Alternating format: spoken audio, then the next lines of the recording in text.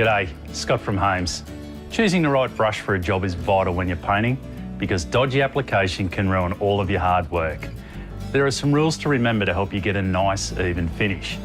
The first one is you'll want a quality brush to get a quality finish. It's surprising to see how often people buy top quality paint, spend hours on careful preparation and then jeopardise the end result by trying to save a few dollars on brushes. So here's a few points to remember. A common mistake is using the wrong type of brush. The best brush for today's water-based paints is one made of synthetic bristle, nylon or polyester. Natural bristle brushes are better suited to oil-based paints. Using the natural bristle brushes with water-based paints allows the natural fibres to absorb water, causing them to swell, and they'll quickly lose their shape. Good bristle filament is tapered with a split or a flag tip. This flagging gives the paintbrush a unique ability to produce a smooth finish. As the paint flows down the bristle, it distributes it evenly over the workspace by the myriad of flag tips.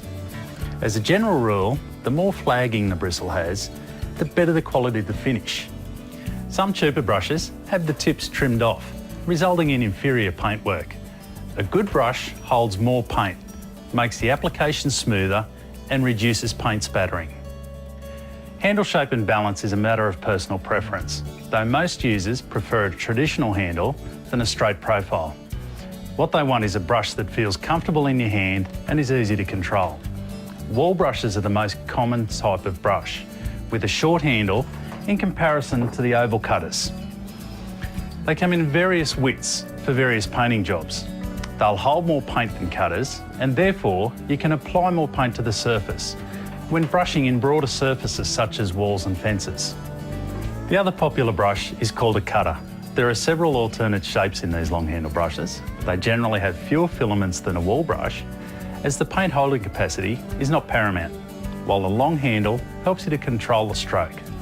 A sash cutter is a full-bodied cut-in brush, ideally suited for the application of water-based paints for cutting in windows, where greater control is needed. The angle cutter is basically the same as a sash cutter, with angled filaments at the top of the brush. The head of the brush and the ferrule are both made at an angle, so that the tips of the filaments are retained.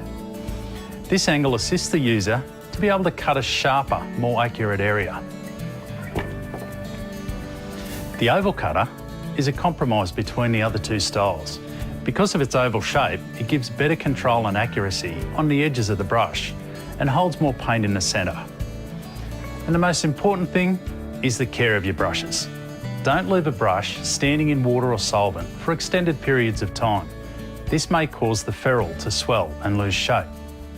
Be sure to wash your brush in the recommended solvent, wash it in warm soapy water, rinse it, then allow it to dry.